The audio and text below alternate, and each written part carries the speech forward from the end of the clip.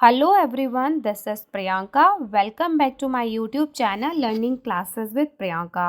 कैसे हैं दोस्तों आप सभी? आई होप फ्रेंड्स आप सभी अच्छे होंगे और अपनी अच्छे से तैयारियां भी कर रहे होंगे।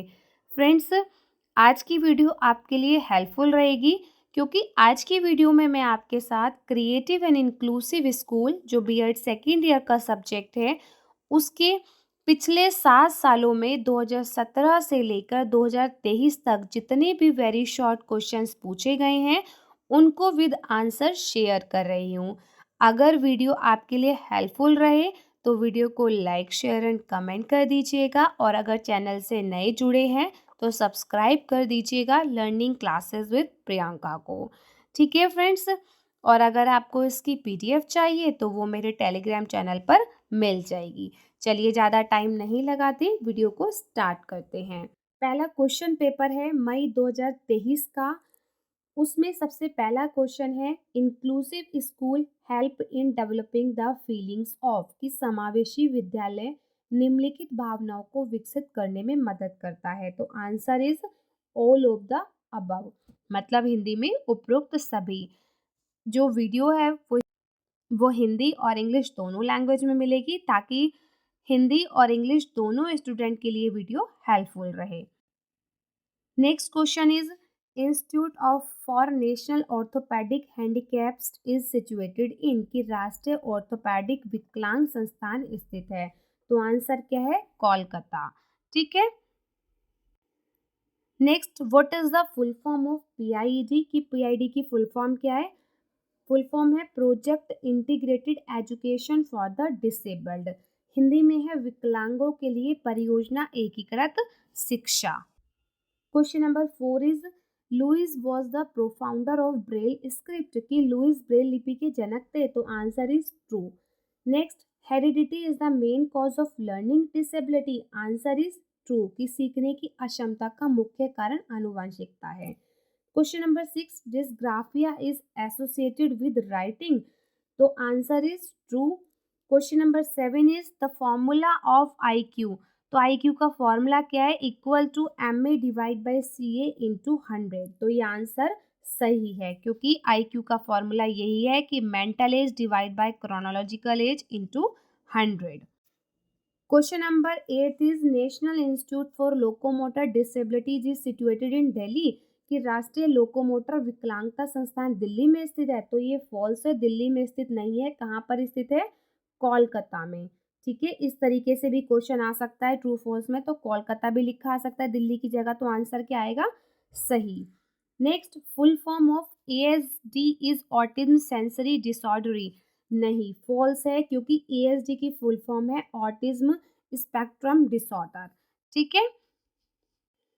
Question number 10 is which organisation classified hearing loss unit and hearing intensity.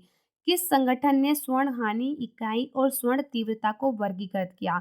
तो आंसर क्या है? WHO, मतलब वर्ल्ड हेल्थ ऑर्गेनाइजेशन, विश्व स्वास्थ्य संगठन। तो WHO की फुल फॉर्म आ सकती है, तो याद रखिएगा वर्ल्ड हेल्थ ऑर्गेनाइजेशन। ठीक है। अब है जून 2022 का क्वेश्चन पेपर जिसमें पहला क्वेश्चन है मीनिंग ऑफ इंक्लूसिव एजुकेशन।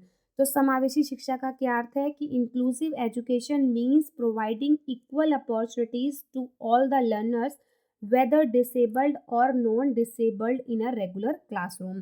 कि इंक्लूसिव एजुकेशन का मतलब है कि समावेशी शिक्षा का अर्थ है नियमित कक्षाओं में सभी शिक्षार्थियों, चाहे वह विकलांग हो या गैर विकलांग, के लिए समान अवसर प्रदान करना। Question number 2 is identification of hearing impaired children. स्वर्ण बाधित बच्चों की पहचान। तो आप कैसे करेंगे? दो हम दे सकते हैं पॉइंट क्योंकि 1 नंबर में क्वेश्चन आया है कि these children repeatedly asked to the teacher कि ये बच्चे बार बार टीचर से पूछते हैं।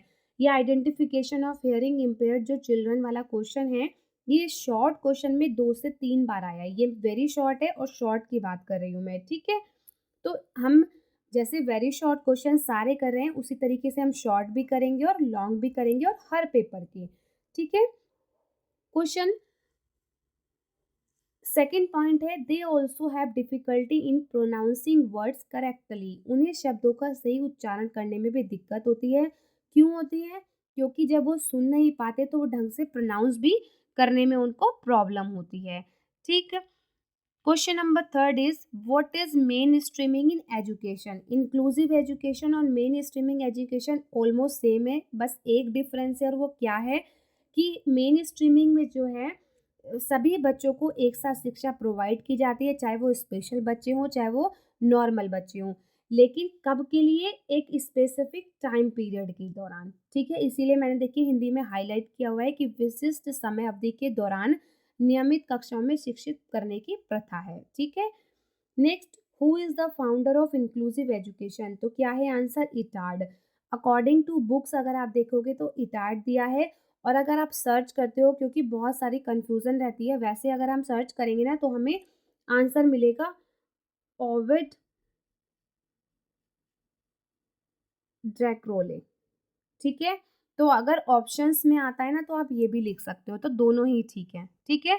इटार्ड अकॉर्डिंग टू बुक याद रखिएगा आप कि who is the founder of inclusive education, Etard. और ये इम्पॉर्टेंट है क्योंकि ये आगे भी क्वेश्चन पूछा गया है। नेक्स्ट है टीम टीचिंग क्या होती है। Team teaching approach also known as collaborative teaching is an approach to classroom instruction in which two teachers work with a single class of student at the same time। कि team teaching क्या होती है कि कक्षा निर्देश का एक ऐसा दृष्टिकोण है जिसमें दो शिक्षक एक ही समय में छात्रों को एक ही कक्षा के साथ काम करते हैं। ठीक। Question number six is web based learning क्या होती है। तो web based learning is a method of learning by using web based technology और tools in the learning process। कि वेब आधारित शिक्षण सीखने की प्रक्रिया में वेब आधारित तकनीक या उपकरणों का उपयोग करके सीखने की एक विधि है, क्योंकि इसमें ऑनलाइन टीचिंग की जाती है। ठीक। Question number seven is the children who are hearing impaired also be voice impaired. तो आंसर इज ट्रू। अब इसमें भी थोड़ी सी कंफ्यूजन है, कहीं फॉल्स है कहीं ट्रू है। ठीक है। अगर आप लोग को भी सही पता चलता है तो आप मुझे कमेंट करके ज़रूर बताइएगा ताकि और स्टूडेंट्स की भी हेल्प हो जाए। Question number eight is evaluation approach is given by B S Bloom. तो आंसर इज ट्रू कि जो मूल्यांकन दृष्टिकोण है वो बी एस ब्लूम के द्वारा ही दिया गया था। Question number 9 is aphasia is disorder related to language comprehensive। वाचाघात भाषा संबंधी व्यापक विकार है। तो answer is true. Question number 10 is function of NCTE। NCT के क्या कर रहे हैं। तो पहले तो NCT की फुल फॉर्म याद रखिए, national council for teacher education, क्योंकि NCT की फुल फॉर्म भी क्वेश्चन में आ सकती है। ठीक है। तो NCT की फुल फॉर्म क्या है, national council for teacher education. तो टीचर एजुकेशन से समझ में आ रहा होगा कि टीचर से ही रिलेटेड है। तो पहला फंक्शन क्या है इसका, to coordinate and monitor the development of teacher education in the country. की देश में शिक्षक शिक्षा के विकास का समन्वय और निगरानी करना। Second, to develop a guidelines for a general teacher education program. कि सामान्य शिक्षक शिक्षा कार्यक्रम के लिए दिशा निर्देश विकसित करना। अब देखते हैं जुलाई 2021 का क्वेश्चन पेपर कि there is no difference between mentally retarded and backward children. Most important है, 2 से 3 बार पूछा गया है 7 सालों में। ठीक है।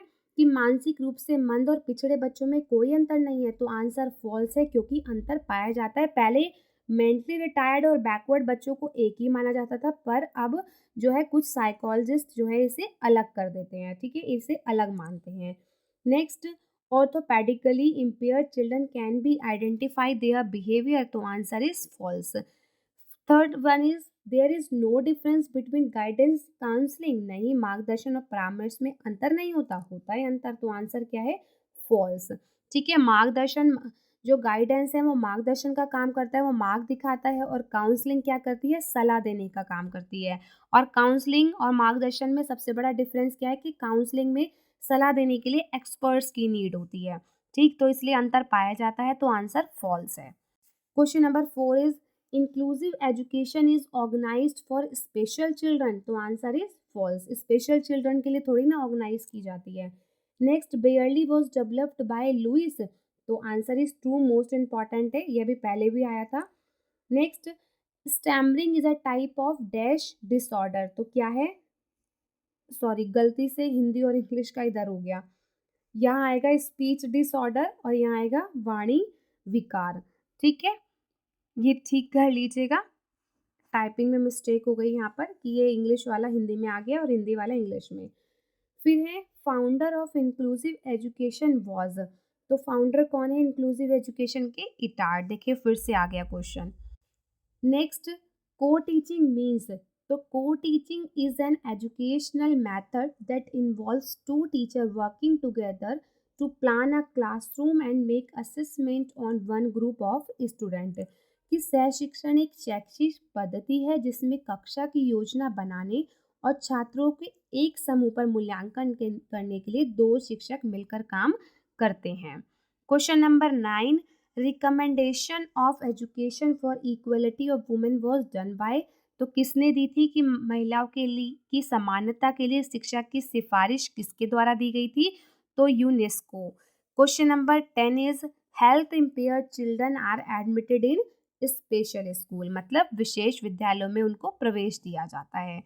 2020 का देखते हैं। तो पहला है arrangement of inclusive education is to be for exceptional children. समावेशी शिक्षा की व्यवस्था असाधारण बच्चों के लिए होनी चाहिए। तो answer is true. Question number 2 is national institute of visually handicapped is in Dehradun. तो आंसर सही है कि राष्ट्रीय दृष्टिबाधित संस्थान देहरादून में है। Question number 3 is IQ of gifted children is considered above. कहीं 120 मिलेगा, कहीं 140 मिलेगा। ठीक है, तो आप 140 भी लिख सकते हैं, 120 भी लिख सकते हैं। Question number 4 is headquarter of NCTE is in new Delhi. तो NCT का मुख्यालय कहाँ? दिल्ली में। First of all a concept of IQ was given by. जो सबसे पहले IQ की अवधारणा है वो किसने दी थी? विलियम स्टर्न ने। Next is establishment of RCI was in. कब हुआ था RCI का इस्टेब्लिशमेंट? 1986 में। Question number 7 is concept of programme instruction was given by. तो क्रमादेशित अनुदेश की संकल्पना किसने दी थी? BF स्किनर ने। ठीक। Question number 8 identification of mentally retired children is based on. तो एजुकेशनल अचीवमेंट और IQ दोनों आंसर है। ठीक है, तो both A and B। Next question, founder of inclusive education was Etard. फिर से आ गया इटार्ड का क्वेश्चन। ठीक है, question number 10 is NCTE was established on. NCT की स्थापना कब हुई थी? 1995 में। देखिए NCT से रिलेटेड भी क्वेश्चन तीसरी बार आया है। ठीक है, अब है जून 2019 का। तो पहला है arrangement of special education is to be done for. किसके लिए होती है अरेंजमेंट स्पेशल एजुकेशन की? स्पेशल बच्चों के लिए। Next, dash script is used for blind children. तो किस लिपि का प्रयोग किया जाता है नेत्रहीन बच्चों के लिए? किसका किया जाता है? ब्रेल लिपि का। देखिए ब्रेल लिपि से भी क्वेश्चन तीसरी बार आया है, बस थोड़ा सा घुमा के दे दिया, इस बार फिल इन द ब्लैंक्स में पूछ लिया।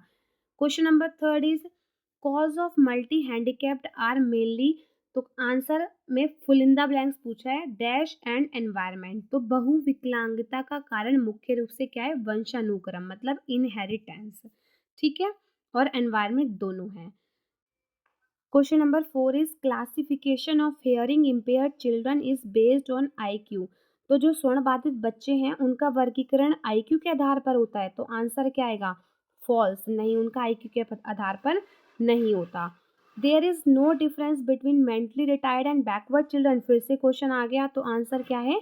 False. Question number 6 identification of gifted children is to be done by intelligent test. तो गिफ्टेड चिल्ड्रन का जो आइडेंटिफिकेशन है वो इंटेलिजेंट टेस्ट पर किया जा सकता है। तो आंसर इज ट्रू।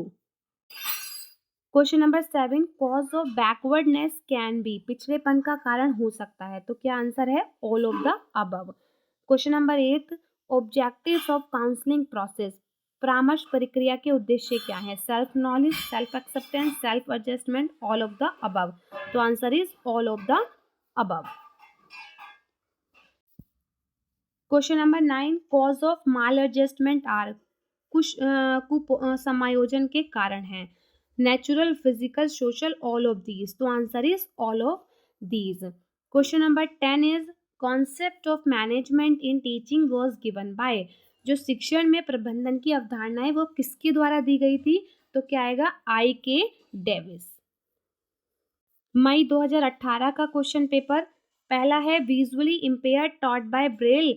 तो आंसर इज टू. जो नेत्रहीन बच्चों को जो है ब्रेल लिपि से ही पढ़ाया जाता है. Second, the children who are hearing impaired also be voice impaired. तो इस इज ट्रू. दूसरी बार रिपीट हुआ है क्वेश्चन.